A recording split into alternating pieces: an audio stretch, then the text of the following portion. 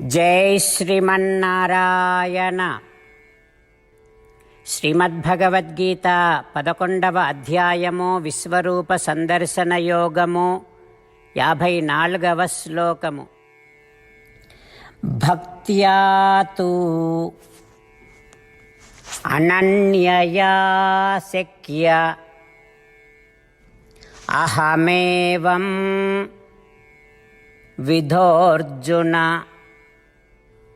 జ్ఞాతుం ద్రష్టుంచ తత్వేన ప్రవేష్టుంచ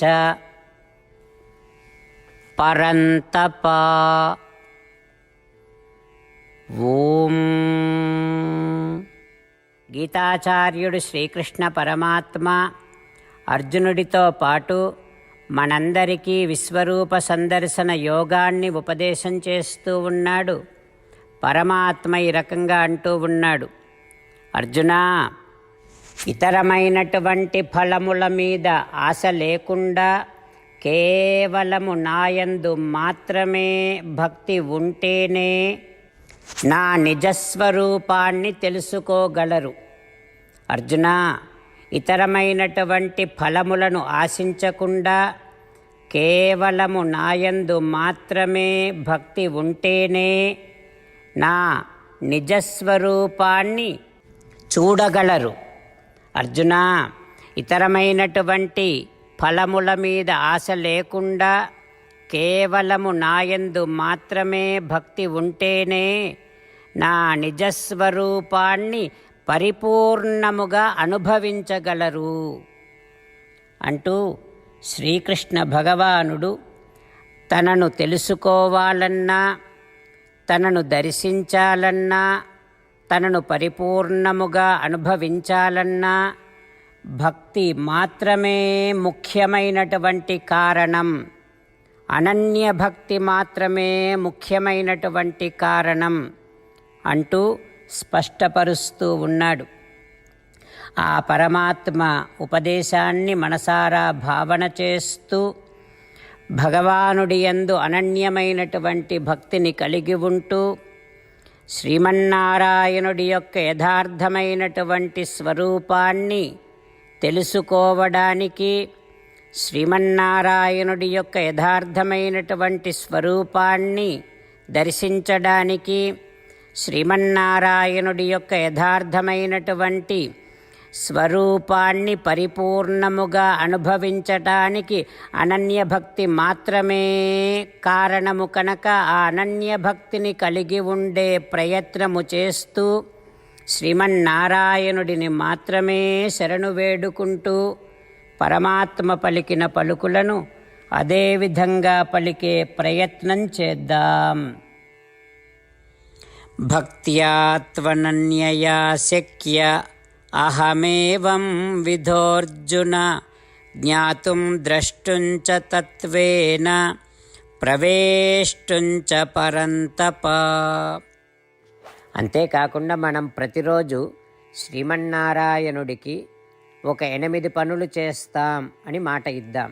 ఎందుకంటే శ్రీకృష్ణ భగవానుడు 18వ అధ్యాయములో 65 నుండి 70వ శ్లోకాల ద్వారా శ్రీమద్భగవద్గీత అంతటికీ సారభూతముగా మనకు 8 పనులు చేయమని చెప్పాడు. అలా చేస్తే చాలు, నేను మిమ్మల్ని అన్ని విధాలుగా రక్షిస్తా అని ప్రమాణపూర్వకముగా ప్రతిజ్ఞ కూడా చేశాడు. అందుకని శ్రీమద్భగవద్గీతను అంతటినీ విన్న తర్వాత అర్జునుడు కూడా చివరకు కరిష్యే వచనం తవ, కృష్ణ నువ్వు చెప్పినట్టే చేస్తా అని అన్నాడు. కనుకనే భగవానుడు అర్జునుడికి అన్ని విధాల విజయాన్ని అందించాడు. మనం కూడా ప్రతిరోజు శ్రీమన్నారాయణుడికి ఆ రకంగానే మాట ఇద్దాం.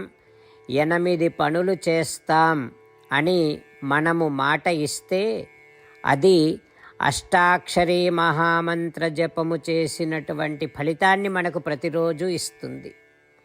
ఇట్లా మాట ఇవ్వటం కంటే గొప్ప పూజ, యజ్ఞము, తపస్సు మరొక్కటి లేనే లేదు. అందుకని నేను అంటూ ఉంటాను, మీరు మనస్సులో భావిస్తూ ఉండండి. ఈ రకంగా మనము మాట ఇస్తూ ఉంటే శ్రీకృష్ణ భగవానుడి ముఖారవిందములో కలిగేటటువంటి ఆనందాన్ని మనం ప్రతిరోజు దర్శిద్దాం, ఆస్వాదిద్దాం. జై శ్రీమన్నారాయణ. హో శ్రీమన్నారాయణ, నువ్వు చెయ్యమన్నట్టే నేను నిన్నే సంతతము ధ్యానము చేస్తూ ఉంటా. హో శ్రీమన్నారాయణ, నువ్వు చెప్పినట్టే నేను నీ భక్తుడిగానే ఉంటా. హో శ్రీమన్నారాయణ, నువ్వు చెయ్యమన్నట్టే నేను నా విధులను కర్తవ్యాలను నీ సేవగా నీ తృప్తి కోసమనే సక్రమంగా నిర్వర్తిస్తూ ఉంటా. హో శ్రీమన్నారాయణ, నువ్వు చెప్పినట్టే నేను నీవాడిని అనే మహావిశ్వాసముతో నీకే నమస్కరిస్తూ ఉంటా. హో శ్రీమన్నారాయణ, మామేకం శరణం వ్రజ, నన్ను ఒక్కడిని మాత్రమే శరణు వేడుకో అని నువ్వే అన్నావు కనుక నేను నిన్ను ఒక్కడిని మాత్రమే శరణు వేడుకుంటా. హో శ్రీమన్నారాయణ, మా శుచః, ఇక దుఃఖించకు అని నువ్వే నాకు భరోసా ఇస్తున్నావు కనుక నేను ఇక దుఃఖించను.